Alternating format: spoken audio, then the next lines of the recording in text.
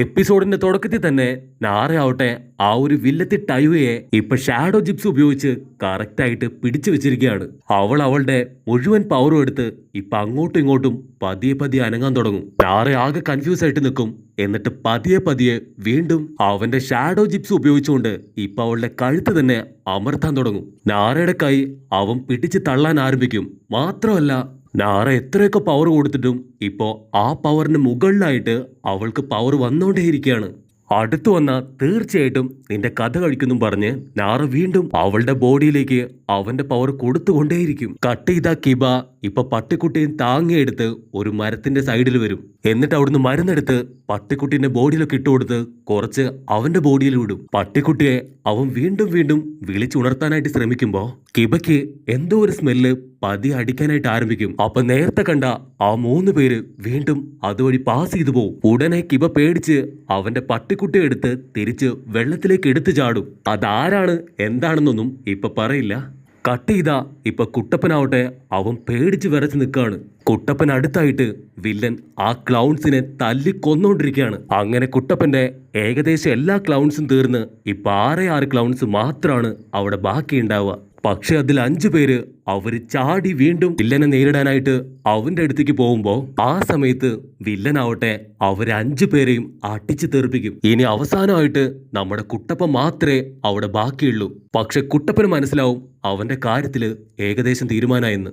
ഇത്രയധികം ക്ലൗൺസിനെ ഉപയോഗിച്ചിട്ടും ഒരടി പോലും ആർക്കും അവന് കൊടുക്കാൻ സാധിച്ചില്ല. വില്ലൻ കത്തിയെടുത്ത് ഇപ്പൊ കുട്ടപ്പനെ വെട്ടാനായിട്ട് അവന് നേരെ നീട്ടി നിൽക്കും. ആ സമയത്ത് ലോങ് ഷോട്ടില് സാസുകെ അടച്ചു വെച്ച ഡ്രമ്മിൽ ചുറ്റിവെച്ച എല്ലാ ഷീൽഡുകളും ഇപ്പൊ പതിയെ ഏറി താഴെ വീഴാനായിട്ട് ആരംഭിക്കും. സെക്കൻഡുകൾക്കകം ആ ഡ്രമ്മ് പൊട്ടി അങ്ങോട്ട് തെറിക്കും. അപ്പൊ ഒരുപാട് പുക അവിടെ മുഴുവൻ പരക്കുമ്പോ അതിനിടയിലായിട്ട് ഒരു നിഴല് കാണും. പുക പതിയെ പതിയെ മാറുമ്പോ അത് മറ്റാരുമല്ല, സാക്ഷാൽ നമ്മുടെ സാസുക.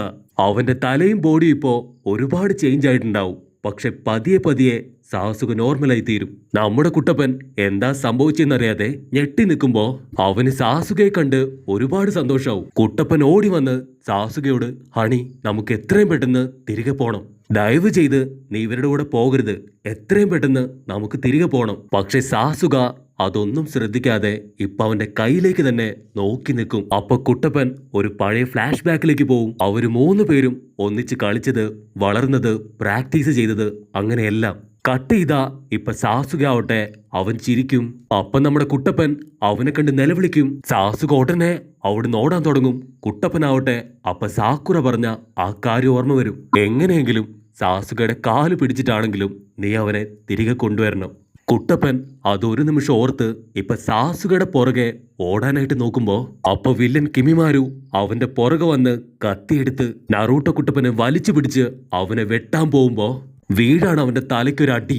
അത് മറ്റാരുമല്ല, സാക്ഷാൽ നമ്മുടെ ലീ കുട്ടൻ. നമ്മുടെ ലീ ബോസ് അവൻ എപ്പോഴത്തേതും പോലെ കൈയൊക്കെ ചുരുട്ടി പിടിച്ച്, ഞാനാണ് ലീഫ് വില്ലേജിലെ handsome guy, the real Lee. Kuttappan വണ്ടടിച്ച് ഇതെന്തു മാജിക്ക്, ഇത്ര പെട്ടെന്ന് നീ എങ്ങനെ ഓക്കെ ആയി, എന്താണ് നിനക്ക് സംഭവിച്ചെന്ന് ചോദിക്കും. അപ്പൊ ലീ ആവട്ടെ, ഞാൻ പറയുന്നേക്ക് നീ എത്രയും പെട്ടെന്ന് സാസുകയെ കണ്ടെത്തണം, ബാക്കിയെല്ലാം നമുക്ക് പിന്നീട് പറയാം, ഇവന്റെ കാര്യം അത് ഞാൻ നോക്കിക്കൊള്ളാന്ന് പറയുമ്പോ കുട്ടപ്പനാവട്ടെ ലീയെ തനിച്ച് അവന്റെ മുൻപിൽ ഇട്ടിട്ട് പോവാൻ തീരെ മനസ്സുണ്ടാവില്ല. അപ്പൊ കുട്ടപ്പൻ, ശരി ശരി ഞാൻ പോയേക്കാം, പക്ഷെ ഈ വില്ലൻ അവൻ ആള് നിസ്സാരക്കാരനല്ല. അതിന് ലീ പറയും, അതൊന്നും കുഴപ്പമില്ല, ഞാൻ ഹാൻഡിൽ ചെയ്തോളാം, പക്ഷെ നീ എങ്ങനെയെങ്കിലും സാസുകയായിട്ട് മാത്രമേ തിരിച്ചു വരാൻ പാടുള്ളൂ എന്ന് കുട്ടപ്പനോട് പറയും. കുട്ടപ്പൻ ഓടുന്നതിന്റെ ഇടയില് അവന്റെ ബോൺസ് അത് ഭയങ്കര പവർഫുൾ ആണെന്ന് ലീയോട് വിളിച്ചു പറയും. വില്ലൻ ഉടനെ അവന്റെ കത്തിയുമായിട്ട് നറൂട്ടോയെ കുത്താൻ വരും. ലീ കത്തി കയറി പിടിച്ച് അവന് വലിച്ചു താഴെയിടും. നിനക്ക് ധൈര്യം ഉണ്ടെങ്കിൽ നീ എന്നോട് ഫൈറ്റ് ചെയ്യാൻ പറയും. അങ്ങനെ 2 ടീമും വമ്പൻ ആയുധമൊക്കെ എടുത്ത് ഫൈറ്റ് ചെയ്യാൻ റെഡി ആയിട്ട് നിൽക്കുമ്പോ കട്ട് ചെയ്താ ഇപ്പൊ ലീഫ് വില്ലേജ് കാണിക്കും. അപ്പൊ നമ്മള് തുടക്കത്തിൽ കണ്ട ലീഫ് വില്ലേജിലെ ആ നിഞ്ചകളെ കാണിക്കും. അവർക്ക് ഒരുപാട് അടി കിട്ടി അവരിപ്പോ ട്രീറ്റ്മെന്റിലാണ്. അവർ ആന്റിയോട് പറയും, ആ ഡ്രമ്മിനകത്ത് തീർച്ചയായിട്ടും സാസുക തന്നെയാണ്, തീർച്ചയായിട്ടും ഒരു സ്പെഷ്യൽ ടീമിനെ കൂടെ അയച്ചില്ലെങ്കിൽ വലിയ അപകടം ഉണ്ടാവും. അതിന് ആന്റി പറയും, ഇപ്പൊ നമ്മുടെ കയ്യില് ഒറോച്ചിമാറുമായിട്ട് ഏറ്റുമുട്ടാൻ ആരും തന്നെ ഇല്ല. അപ്പൊ അവര് വീണ്ടും ഗനേൻസിനെ കൊണ്ട് യാതൊരു പ്രയോജനവുമില്ല. അവര് ഞങ്ങളെ പോലും വളരെ നിസ്സാരമായിട്ട് അടിച്ചു തെറിപ്പിച്ചു. അത് കേട്ട് ഇപ്പൊ ആന്റി ഒരുപാട് കൺഫ്യൂഷൻ അടിച്ച് നമ്മുടെ കയ്യില് ഇപ്പൊ ആകെപ്പാടെ 2 ജുനിയനും മാത്രമേ ഉള്ളൂ. ഗ്രാമത്തിന് എന്തെങ്കിലും പ്രശ്നം പെട്ടെന്നുണ്ടായാല് അത് തടയാനായിട്ട് അവരിവിടെ തന്നെ വേണം. വേറെ ആരെയും അയക്കാനായിട്ട് ഇപ്പൊ ഗ്രാമത്തില് ബാക്കിയില്ല. മാത്രമല്ല ഒറോച്ചിമാറുവിന്റെ ഇപ്പോഴത്തെ അവസ്ഥ അതൊരിക്കലും പെർമനന്റ് അല്ല. എപ്പോ വേണമെങ്കിലും അവനെല്ലാം ശരിയാക്കി എത്രയും പെട്ടെന്ന് ഈ ലീഫ് വില്ലേജ് തന്നെ തകർക്കാനായിട്ട് തിരികെ വരാം. നമ്മൾ കൺഫ്യൂസ് ആകാൻ പാടില്ല.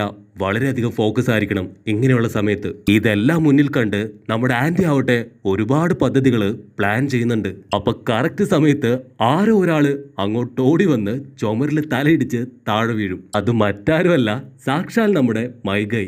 എന്തുപറ്റി, മിഷനിൽ എന്തേലും പ്രശ്നമുണ്ടോന്ന് ആന്റി ചോദിക്കുമ്പോ അങ്ങനെയൊന്നുമില്ല, എല്ലാം പെർഫെക്റ്റ് ആണ്, ഞാൻ ലീന്റെ ഓപ്പറേഷന്റെ കാര്യം അറിയാനാണ് ഓടി വന്നതെന്ന് അവൻ പറയും. അപ്പൊ ആന്റി നൈസായിട്ട് ചിരിച്ചിട്ട് ഒന്നും പേടിക്കാനില്ല, അവൻ ഓക്കെ ആണെന്ന് പറയും. അത് കേട്ട് നമ്മുടെ മൈഗൈ ആവട്ടെ സന്തോഷത്തില് തുള്ളിച്ചാടാൻ ആരംഭിക്കും. അപ്പൊ വേറെ 2 പേര് അവിടേക്ക് വന്ന്, മാഡം ലീയെ കാണാനില്ല, അവൻ രാവിലെ മുതലേ പ്രാക്ടീസ് ചെയ്യുന്നത് ഞാൻ കണ്ടതാണ്, പക്ഷെ ഇപ്പോ അവനെ കാണാനില്ല എന്ന് പറയുമ്പോ മൈഗയും ആന്റിയും 1 മിനിറ്റ് ഷോക്കായിട്ട് അവിടെ നിന്ന് പോവും. നോ എന്നും പറഞ്ഞ് മൈഗൈ അലറുമ്പോ ആന്റി ആവട്ടെ ഓടി വന്ന് അവന്റെ റൂം ചെക്ക് ചെയ്യും.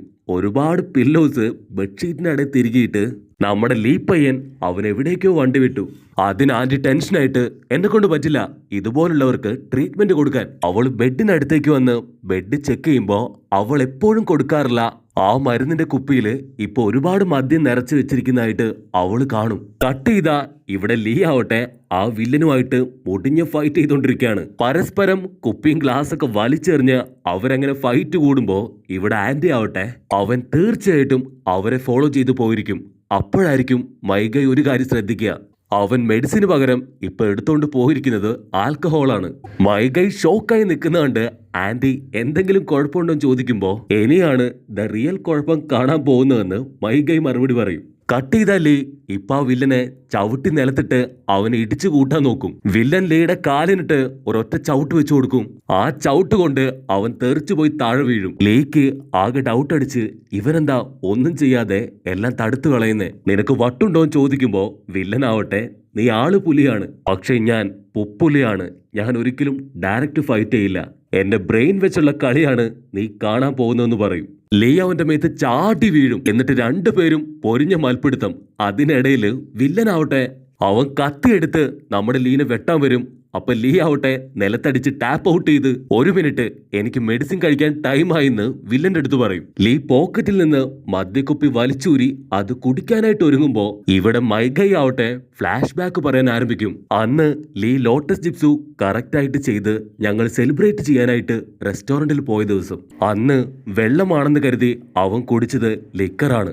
വളരെ കുറച്ച് കുടിച്ചപ്പോ തന്നെ അവനിലുണ്ടായ മാറ്റം അത് കണ്ട് ഞാൻ അമ്പരന്നു പറയുമ്പോ ലീ ആവട്ടെ ഇപ്പോ ആ ഒരു ലിക്കർ പതിയെ പതിയെ കുടിക്കാൻ തുടങ്ങും. എന്തോ ഒരു ടേസ്റ്റ് വ്യത്യാസം തോന്നുമെങ്കിലും അത് മൈൻഡ് ചെയ്യാതെ അവനു വേണ്ടി അത് മുഴുവനായിട്ടും കുടിക്കും. അപ്പൊ ഇവിടെ മൈഗൈ അവൻ ആ റെസ്റ്റോറന്റ് തന്നെ ഇടിച്ച് തകർത്ത് കളഞ്ഞു. അമ്മാവൻ വണ്ടിയുടെ അടിയിൽ പോയ പേക്രാച്ചി തവളെ പോലെയായിരുന്നു പിന്നീട് ആ റെസ്റ്റോറന്റ്. എനിക്കത് ഓർക്കുമ്പോ തന്നെ ഒരുപാട് പേടിയാവുന്നു പറയുമ്പോ ഇവിടെ ലീ ആവട്ടെ വെള്ളമടിച്ച് ഇപ്പൊ നൈസായിട്ട് കിറങ്ങി കിറങ്ങി നിൽക്കുകയാണ്. ലീ അത് മുഴുവനും കുടിച്ചു പറ്റിച്ച് എന്തോ എവിടെയോ തകരാറ് പോലെയെന്നും പറഞ്ഞ് പതിയെ ആടി ആടി നടക്കാൻ തുടങ്ങും. അവന്റെ ആട്ടം കണ്ട് ഇവിടെ വില്ലൻ പോലും 1 മിനിറ്റ് വണ്ടടിക്കും. ഇവൻ കുടിച്ചത് മെഡിസിനോ അതോ റബ്ബറും പാലോ എന്നും പറഞ്ഞ് വില്ലൻ നോക്കി നിൽക്കുമ്പോ ആന്റി സുനൈര ഇപ്പൊ മൈഗയുടെ കൈ പിടിച്ച് എന്താണ് സംഭവിക്കാൻ പോകുന്നതെന്ന് ചോദിക്കുമ്പോ മൈഗൈ പേടിച്ചു വരണ്ട് നിൽക്കും.